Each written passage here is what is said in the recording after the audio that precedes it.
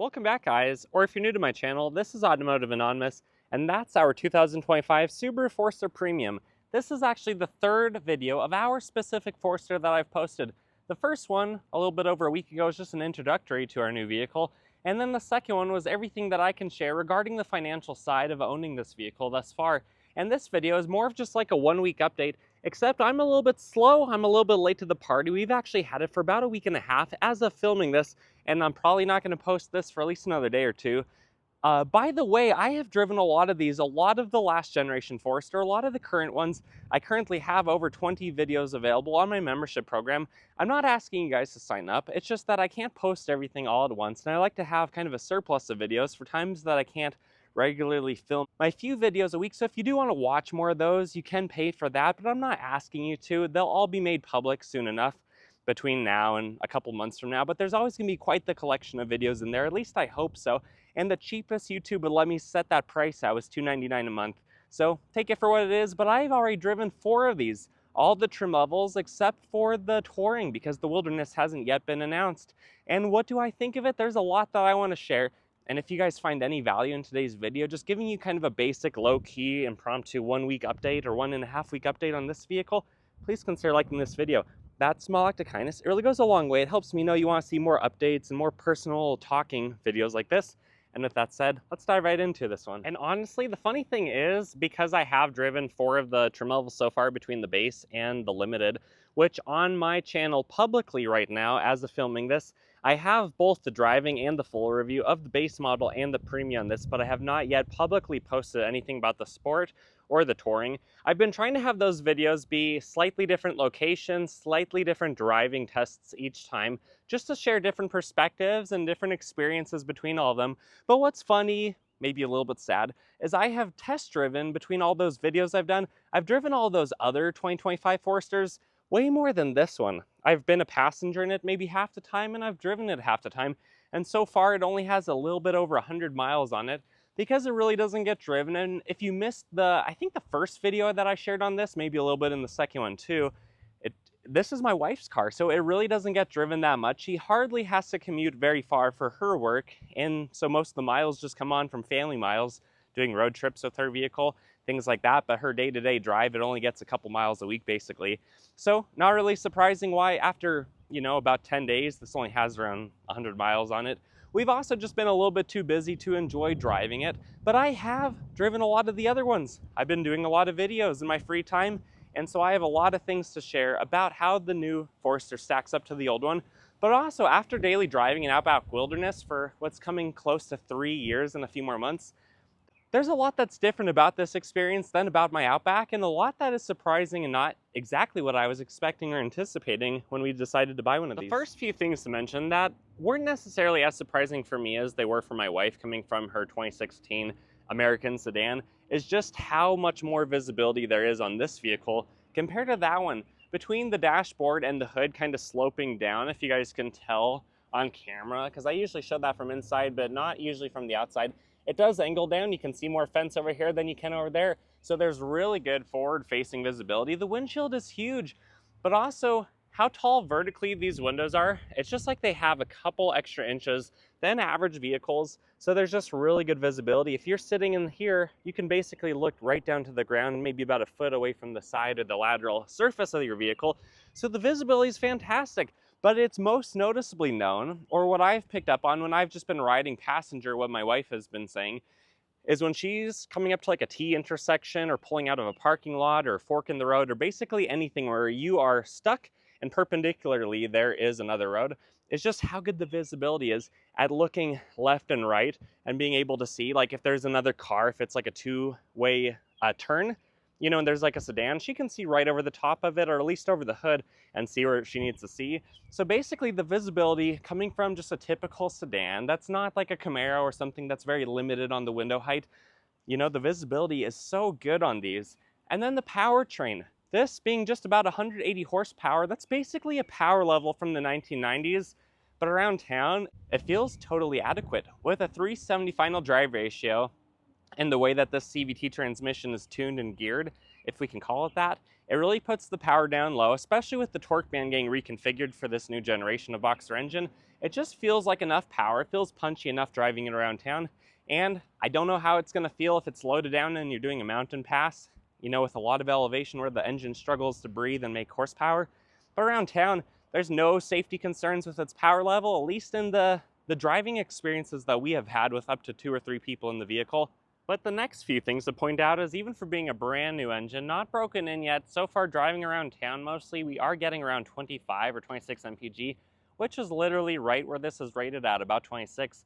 I will be honest, guys, one of the reasons I get such good mileage, over 40 in my Miata, and high 20s, low 30s in my Turbo Outback, which is higher than the EPA rates both of those vehicles, is probably because I do drive like a granny. But also I try to use the kinetic energy of the vehicle and coast and do all the things to help conserve energy that you've already created from burned fuel.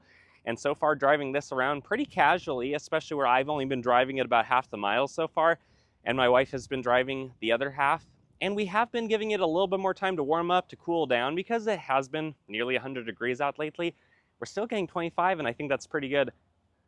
As an owner of the Forester, it drives different than how I feel about it when I'm just reviewing these. Probably because I have spent a little bit more time behind the wheel of this one, not thinking about what I'm going to say on camera and trying to give you as much information as I can in a short time frame, but I can just drive it quietly. I can listen to music more, and I can just shut up and experience the road, basically. And what I've noticed about this is it does feel different than the Outback. In fact, it feels much different. I haven't taken on the interstate yet, but I have done maybe 20 miles of highway driving so far. And where this weighs like 3 or 4 or 500 pounds less than the Outback, and the wheelbase is 3 inches shorter, which is, I know, hardly anything on paper, it does feel noticeably less stable compared to the Outback. And I'm not saying that's necessarily a bad thing. It handles really well and it does a really good job, but it just doesn't feel the same as the Outback. And I think part of that too is, in addition to the weight, the overhang of the Outback is probably about 1 foot longer, so there's just more surface, more torque kind of holding it down. It's less likely to move around in the rear. And then I'm sure part of the weight is also over the front where the turbo and the intercooler and just the engine components are. So for weighing only a few hundred pounds, with how many miles I've put on, unless I'm just hypersensitive to it or making something up, this actually does feel a little bit less stable, especially when you're going fast. And I sometimes do that wheel turning test just to see how it feels. This doesn't feel quite as planted as the Outback, but that's not a bad thing. But even just by being a foot shorter, it's that much more convenient around town than the Outback. I basically have the rear of the vehicle directly above where the sidewalk starts, and look at how much room I have in front of my parking spot. With this only being 6 feet wide, there's a lot of room on each side, and you're not likely to get door dings if the other cars park in a similar spot for them. And after having owned basically 3 trucks or body-on-frame vehicles between 2 Tacomas, which I know are only a mid-sized truck, and a supercharged lifted FJ Cruiser back when I was in college, I've had my fair share of trucks, and now I basically just make fun of them because there's a reason I switched to Subaru a while ago, and there's a reason why this is the 3rd one that I've had attached to my name before. It's just a better value. They drive so well. For instance, today in a parking lot, watching just a regular F-150 with its typical 5.5 foot bed, it had to do a 3-point turn to basically just go off the main lane down the center of the parking lot and into its parking spot. It had to adjust a few times, and it just looked pathetic, and it was holding up traffic. And of course, no bed liner in the vehicle, no hitch on the back. It's just a useless truck. If you're not using it for truck purposes, why are you driving around a 20-foot long behemoth vehicle? Something like this around town that's 16 feet long, Top Safety Pick Plus, has just as large back seats and a sheltered cargo area. It's just that much more useful. And that's coming from someone who at first was questioning Subarus, and then I started to look into them more, and then realized, yeah, I'm going to sell my last Toyota Tacoma to get one when I first got my Crosstrek. And having driven basically every model as much as I have between all the reviews and what I've owned, I'm still pretty happy with my decision. I think these do really great around town. And although the front windows and the power moonroof do desperately need tint, because these windows are huge, they let way too much light in, this honestly feels like the 20-year-old Honda CR-V that I learned how to drive on. It feels basic, it feels straightforward. You get inside of it and there's everything that you basically need and nothing that you don't. It's just a straightforward shifter. Couple cup holders, center console, good sized windows, huge moonroof for a regular vehicle that you're not paying a premium for. And honestly, it just feels like a nice, reliable, old school 90s little SUV, which basically, again, has the power level out of the 90s. but at least you're getting the same dimensions, the same visibility, and the same convenience of what those vehicles used to be, while being much safer with the top safety pick Subaru. And with how crazy expensive vehicle repairs cost these days, labor fees at the mechanic, some of them cost $160 an hour or more, which is just obnoxious and absurd. I don't know where they're getting that figure from, especially when a good mechanic probably makes $35, $40 an hour, I'm assuming. Comment below if I'm totally off. But that's a lot of money. I know the tools and the lifts and the shop space is expensive, but seriously, charging probably 4 or 5 times what the mechanic's labor rate is for the customer, especially when things sometimes take longer than they should, things are overcomplicated, and sometimes you have to dig around, and sometimes the mechanics who are charging that just can't figure out the problem. That's also sometimes an issue with how complex these vehicles are. I'm glad that we bought the 10-year, 100,000 mile warranty, because I don't think we're gonna go over that mileage number on this. At least it's gonna be well after the regular powertrain warranty would run out. And for the deal that we got on this, I have no concerns. I'm glad that we went that route, and that for the next 10 years, we can count on this being a reliable family car with no surprises other than the $100 deductible if something actually happens outside of the regular warranty, when that extended Subaru Gold warranty deductible would then kick in. But overall, I'm happy with it.